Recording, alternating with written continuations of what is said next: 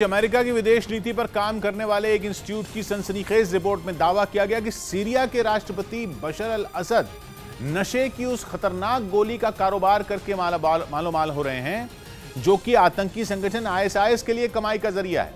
नशे की इस गोली का नाम है कैप्टागॉन। रिपोर्ट में सामने आया कि सीरिया धड़ल्ले से कैप्टागॉन का प्रोडक्शन कर रहा है और उसका कारोबार बशर अल असद की जेब भर रहा है, क्योंकि कैप्टागॉन के कारोबार में उनके करीबी भी शामिल हैं। अमेरिका के the new Lions institute for strategy and policy की रिपोर्ट में दावा किया गया कि बशर अल असद के छोटे भाई माहिर अल असद का कैप्टागॉन के काले धंधे में सीधा हाथ है।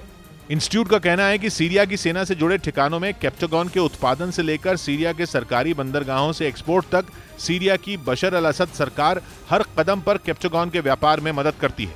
वैसे सीरिया की सरकार पर इससे पहले भी ऐसे आरोप लगते रहे। इससे पहले भी यह दावा किया गया था कि सीरिया के जिन जिन इलाकों में कैप्टागॉन का उत्पादन होता है वो सभी सीरिया के राष्ट्रपति और उनके करीबियों के कंट्रोल में है। असल में कैप्टागॉन इतना खतरनाक ड्रग है कि उसे यूएन तक ने बैन किया हुआ है, क्योंकि कैप्टागॉन की गोली खाते ही इंसान का दिमाग तेजी से दौड़ता है, शरीर में अजीब सी ताकत और जोश महसूस होने लगता है, इंसान को नींद नहीं आती, वो ज्यादा देर तक जगा रहता है। इसी वजह से आईएसआईएस के आतंकियों को कैप्टागॉन की गोली खिलाई जाती है, जिससे उन्हें ऐसा नशा चढ़ता है कि वो कई दिन तक फ्रंट लाइन पर बिना थके बिना आराम किए लड़ते रहते हैं। कैप्टागॉन का नशा करने से इंसान को डर ही नहीं लगता, उसे होश ही नहीं रहता कि वो कर क्या रहा है। इसलिए कैप्टागॉन की गोली खाकर आईएसआईएस के आतंकी कोई भी खतरा मोल लेने को तैयार हो जाते हैं। कई साल तक कैप्टागॉन का इस्तेमाल कई देशों में डिप्रेशन के इलाज के लिए किया जाता रहा, लेकिन बाद में इसके खतरे देखकर इस पर रोक लगा दी गई। कुछ रिसर्च में यह भी सामने आया कि कैप्टागॉन ड्रग आदमी को हिंसक बना सकता है, इससे ब्लड प्रेशर बढ़ जाता है, दिल की बीमारी भी हो सकती है।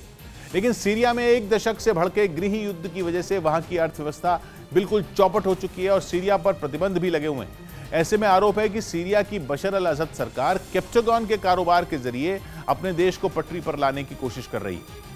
हालांकि सीरिया की सरकार हमेशा कैप्टागॉन के कारोबार से जुड़े होने से इनकार करती रही है, लेकिन बशर अल असद के परिवार की आय का जो ताजा आंकड़ा सामने आया वो इस बात की तरफ इशारा कर रहा है कि सीरिया के राष्ट्रपति की दौलत के पीछे कैप्टागॉन ड्रग हो सकता है। क्योंकि एक दिन पहले अमेरिका ने बशर अल असद के परिवार की संपत्ति 100 से 200 करोड़ डॉलर के बीच में होने का अनुमान जताया, यानी भारतीय रुपयों में करीब 15,000 करोड़ रुपए। वो भी तब जब अमेरिका ने सीरिया के गृह युद्ध की वजह से बशर अल असद और उनके परिवार के कई लोगों पर प्रतिबंध लगाए हुए हैं। वहीं अमेरिका के इंस्टीट्यूट की रिपोर्ट के मुताबिक बीते साल में सीरिया ने कैप्टागॉन के अवैध व्यापार से 570 करोड़ डॉलर यानी भारतीय रुपयों में लगभग 43,000 करोड़ रुपए की कमाई की। हालांकि ये साफ नहीं कि इसमें कितना पैसा बशर अल असद के पास गया, लेकिन माना जा रहा है कि उनकी दौलत का स्रोत कैप्टागॉन की गोली ही है।